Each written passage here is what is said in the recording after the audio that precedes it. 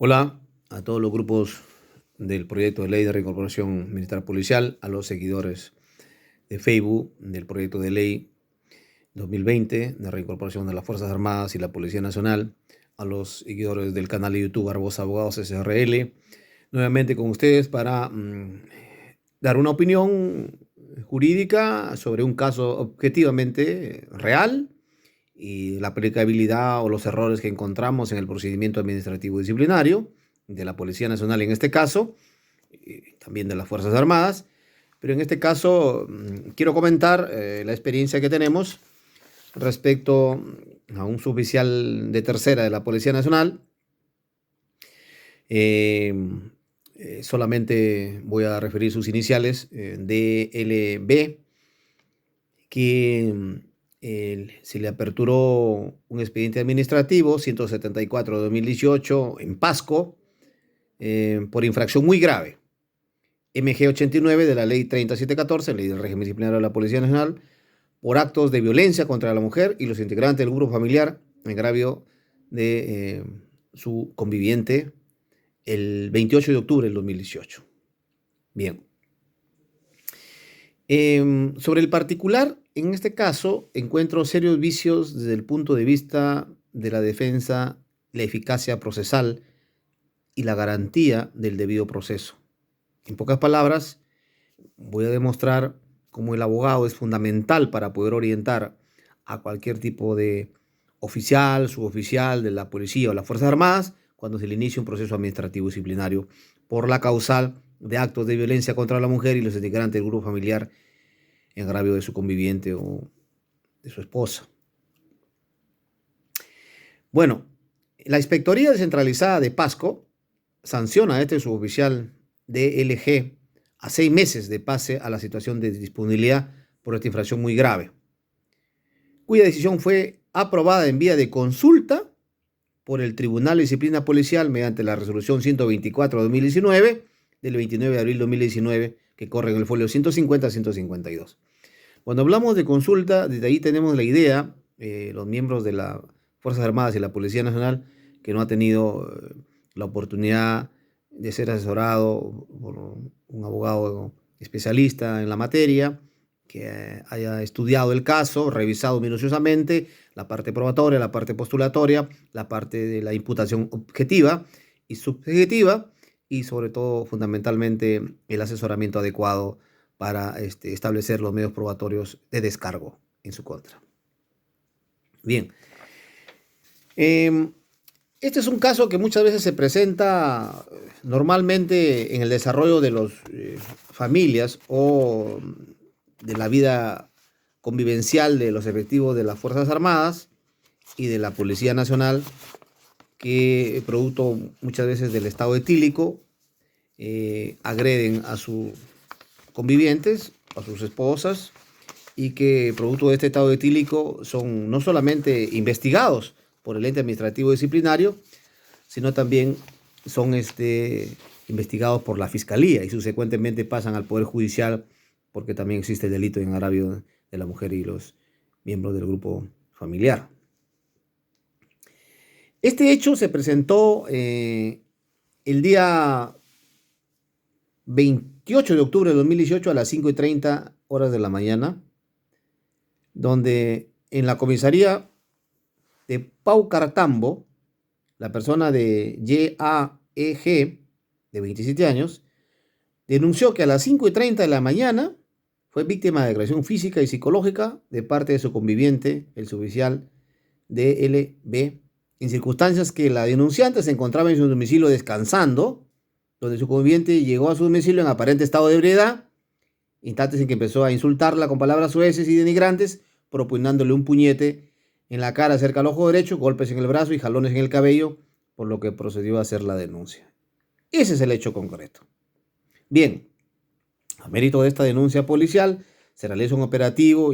para ubicar, capturar y trasladar a la dependencia policial al denunciado. Bueno, lo logran ubicar y lo trasladan a la comisaría de Pocartambo, donde se identificó al agresor como el suboficial de la Policía Nacional de iniciales DLB, quien menciona que venía laborando en la comisaría de Naguara. El día de la fecha se encontraba en situación de franco. Estoy mencionando los hechos para que ustedes vayan dándose cuenta cómo vamos a postular la defensa y cómo habría tenido que ser necesario el análisis jurídico del derecho a una defensa eficaz, postulatoria en esta infracción de un debido proceso y un derecho a la defensa. Luego lo detuvieron al suboficial en la comisaría, se le practicó el examen de muestra de sangre con participación del representante del Ministerio Público y bueno, se realizan las diligencias de urgencia, la apreciación médica, la declaración de la denunciante, la ficha de valoración de riesgo y la providencia fiscal de la declaración del enunciado con la presencia de su abogado de libre elección o defensor público. Estoy narrando el hecho para que luego comentarles las infracciones. Tampoco no había defensor público. En ese contexto se adoptan algunas medidas, ¿no?, ya mencionadas, pero lo que yo quiero ratificar es la importancia de la defensa técnica. La importancia de que a un efectivo policial o miembro de la Fuerza Armada sea asesorado adecuadamente en este tipo de infracciones. Bien, ¿por qué? Porque luego que se hacen las notas informativas al señor coronel de Pasco, el fiscal de turno ordena la libertad del suboficial por el hecho ocurrido el día 28 de octubre de 2018 y lo pasan en calidad de citado, ¿no? Porque no se cumplen, según la providencia fiscal, la orden y dentro de la orden de libertad, los presupuestos para una prisión preventiva que prevé el artículo 268 del nuevo Código Procesal Penal, por lo cual la investigación tiene que continuar y continúa en calidad de citado, ¿no?, al suboficial. Lógicamente se da cuenta de la superioridad y se seguirá informando, dice, ¿no? Le dan su constancia de notificación al efectivo policial para que, bueno, se presente. Luego ocurre algo que tenemos que poner mucha atención: la declaración de la agraviada. En esta declaración de la agraviada hacen mención que estaba presente el representante del Ministerio Público, pero no tenía abogado defensor, la denunciante. Si bien es cierto, dicen que la garantía y la legalidad del Ministerio Público, pero solamente estoy dando detalles que narra la agraviada respecto al maltrato que había sufrido, cómo se encontró en su dormitorio y la discusión que había habido con su pareja para que sea víctima del maltrato, violencia contra la mujer y esta falta muy grave al efectivo policial. Lógicamente también hay el acta de la denuncia verbal, ¿no?, en la comisaría de Pauco Artambo. También la recepción de la citación policial para al efectivo denunciado, la orden de libertad del Ministerio Público. Y lo que yo quiero narrar es que se dispone que el director del Centro de Salud de Pauco Artambo extraiga la muestra de sangre al denunciado por transgresión a la ley 30364, ley de prevenir, sancionar y erradicar la violencia contra las mujeres y los integrantes del grupo familiar en su modalidad de agresión física y psicológica, como ya les he mencionado, porque esto se tiene que remitir no solamente al ente administrativo para acreditar la supuesta infracción, sino al Ministerio Público y consecuentemente al Poder Judicial, ya que el caso a la fecha tiene que ser sometido a un control de acusación y las garantías de las tutelas efectivas de acuerdo al nuevo Código Procesal Penal, a título de imputación, ausencia de imputación, improcedencia de acción, de derecho a defensa, de imputación objetiva, etcétera, para que pueda defenderse. Sin embargo, cuando se expide la resolución de acciones previas 174/2018, el señor coronel Óscar Herrera Hermosa designa un auxiliar de investigación y el auxiliar de investigación expide esta resolución ya mencionada 116/2018 y en su artículo segundo, conforme al artículo 50 de la ley 3714 del régimen disciplinario de la Policía Nacional, dicen que para los fines del proceso se lleven a cabo la diligencia, visitas de constatación, declaraciones o entrevistas, recopilación de informaciones que permitan el esclarecimiento de los hechos, verificación documentaria y las otras que resulten necesarias conforme al artículo 51 de la norma. Entonces también se expide una nota informativa a la Macrepol de la región policial correspondiente y se llega a demostrar que a través de la identificación que se le hace al suboficial denunciado, él ha sido el autor de los hechos. Entonces, con las facultades que le otorgan a la Inspectoría General de la Policía Nacional, se resuelve que la investigación, acciones previas, conforme al artículo 50 de la ley 3714, están orientadas a recopilar indicios, informes administrativos de la presunta conducta funcional indebida cometida por el suboficial. Lo que yo quiero dejar en claro es que siempre que exista la imputación, sea esta muy grave, de atentado contra la mujer o integrantes del grupo familiar, en este caso su conviviente, lo primero que debe exigirse es el asesoramiento de un abogado especialista en derecho militar policial o penal militar policial. Porque en esa primera resolución 176-2018 ya se señalaron las pautas, las reglas de las acciones e investigaciones que se van a dar y que deben de cumplirse y que tiene que supervigilarlo el administrado, o en este caso también imputado e infractor, policía, por agresión física y psicológica a través de su abogado defensor, ¿no? Y las notificaciones correspondientes tienen que estar adecuadas en el procedimiento adecuado. Entonces, se formula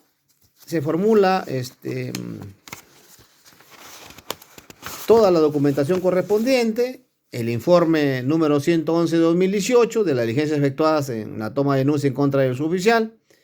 y la ley 30364, ley de prevenir y erradicar la violencia contra las mujeres y el grupo familiar, en la modalidad de agresión física en agravio de su conviviente. Se señala como antecedentes también la denuncia verbal, se habla de las actas formuladas, los oficios de las diligencias efectuadas para las citaciones, medicina legal de Pasco, también a la red de el examen de extracción de muestra de sangre contra el imputado y también contra la denunciante para ver la condición de estado etílico. Y bueno, se procede al análisis y evaluación de los hechos, recabándose la declaración de la denunciante, del denunciado, y este informe se procede a elaborar la resolución correspondiente. Pero hay un detalle que es importante y que esa es la figura contradictoria por la cual se genera una nulidad conforme al artículo 10, numeral 1 de la ley 2744, Ley General de Procedimiento Administrativo y Disciplinario, que si bien es cierto puede decir, pero hay una ley específica acá, ley de procedimiento, ley 3714 del régimen disciplinario. Pero tenemos que recurrir no solamente a esta norma, también a la fuente de derecho, a la costumbre, a la jurisprudencia, a la doctrina del Tribunal Constitucional, que ahora está emitiendo sentencias en procesos competenciales que tienen que ver con el artículo 103 y 109 de la Constitución, para garantizar el derecho a la defensa del imputado y el efectivo policial, el efectivo de las Fuerzas Armadas, y fundamentalmente que exista un debido proceso. Porque si no existe una garantía de un debido proceso, no solamente desde la imputación, sino las declaraciones, el abogado hace defensa en fáctica, a nivel de imputación e infracción, y también hace defensa jurídica, porque muchas veces la adecuación de la conducta desplegada no encuadra en el tipo infractor. Y si no encuadra en el tipo infractor, tendremos que hacer los recursos correspondientes, ofreciendo pruebas para lograr la adecuación, la modificación, la variación, o de repente la inimputabilidad del infractor, ya que estaba en estado etílico,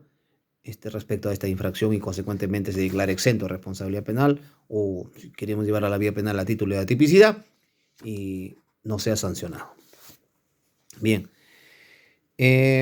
Lo que yo quiero demostrar acá es que, si bien es cierto, el efectivo policial puede conocer las normas fundamentales de su derecho a la defensa, pero como a veces son suboficiales jóvenes y no tienen el debido asesoramiento, entonces este suboficial se fue a declarar en sede administrativa, en este proceso administrativo disciplinario, declara sobre la no participación y no afectación el bien jurídico en agravio de su conviviente, sobre la salud y los integrantes del grupo familiar y la violencia, porque él se encontraba en estado etílico y no recuerda los hechos. Bien,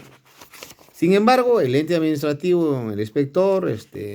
elabora la resolución administrativa que no solamente le ha recepcionado en vía administrativa disciplinaria a su manifestación, sino le dice que haga su descargo con su abogado. Ahí viene la primera contradicción y la primera vulneración a defensa eficaz. Si él está en sede administrativa diciendo que no recuerda los hechos sobre la infracción debido al estado etílico que se encontraba y el análisis de la muestra de sangre que demuestra que él estaba totalmente ebrio, grave alteración de la conciencia, aparece el artículo 20, inciso 1 del Código Penal, que es una causal de exclusión de la tipicidad, en este caso de causal de exclusión de la infracción, y tiene que ser absuelto. Viene un abogado X, no hay que mencionar nombre, pero de la zona de Pasco, que le dice, bueno, ¿sabe qué? Tú tienes que reconocer los hechos, porque al reconocerlo, conforme al artículo 51, 45, etcétera, se te va a atenuar la responsabilidad y tú puedes tener una sanción de rigor nada más y no te va a afectar tu disponibilidad. Craso error. Porque por un principio de legalidad, de taxividad, dice que las faltas o las faltas muy graves en este sentido ameritan 6 meses de disponibilidad o 12 meses de disponibilidad. No hay otra sanción. ¿Por qué tendrían que haber puesto rigor? Ese es un error de interpretación de la defensa técnica.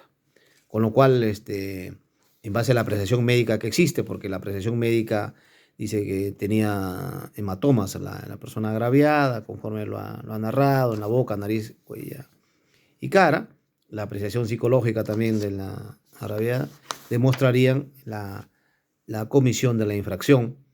grave del efectivo policial, pero a título de imputación objetiva, que sería la defensa adecuada. Si bien es cierto la infracción MG89 o vulneración de los grupos familiares, a título de imputación objetiva ocurren los presupuestos de la acción. Recordemos que acción, tipicidad, anticursicidad y culpabilidad. Puede haber acción, pero si no hay tipicidad, ya no hablemos de nada. Si no hay una adecuada calificación de la conducta o opera una causa de justificación, como en este caso la grave alteración de la conciencia debidamente acreditada con la muestra de sangre que va de más de 2 puntos y pico de gramos de alcohol en la sangre, es una causa de exclusión de la responsabilidad, con lo cual este señor tendría que ser absuelto o declarado exento de responsabilidad administrativa disciplinaria y seguir trabajando y no pasar a disponibilidad. Sin embargo, erradamente por esta contradicción del asesoramiento legal que le dice reconoce la falta y arrepiéntete por escrito, hace su descargo. Claro, el suboficial no tenía la experticia ni el conocimiento técnico para no hacerlo, creyendo en la buena fe en su abogado, donde ahí se incurre la nulidad porque se está violando la garantía constitucional de la defensa eficaz del debido proceso. Ese proceso resultaría nulo y tiene que disponerse la revisión de este proceso administrativo para que a través de las apreciaciones constitucionales ya mencionadas y con un adecuado abogado de la defensa pueda solicitar su reincorporación a la actividad. Bien, es importante también destacar que para finalizar, que ante la ausencia de estas garantías fundamentales ya mencionadas, este expediente logra ser elevado en consulta al Tribunal de Disciplina Policial. El Tribunal de Disciplina Policial, lógicamente en la tercera, cuarta sala que ven este expediente van a decir, bueno, aquí viene en consulta si se ha llevado adecuadamente el procedimiento, si se han seguido los plazos y nosotros lo aprobamos.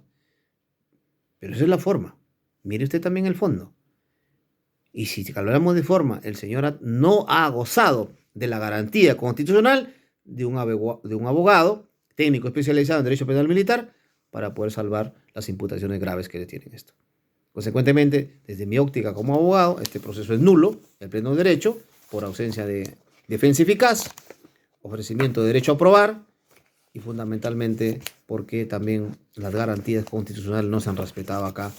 para que pueda tener ese asesoramiento legal adecuado, porque no ha habido ni siquiera un defensor público en su declaración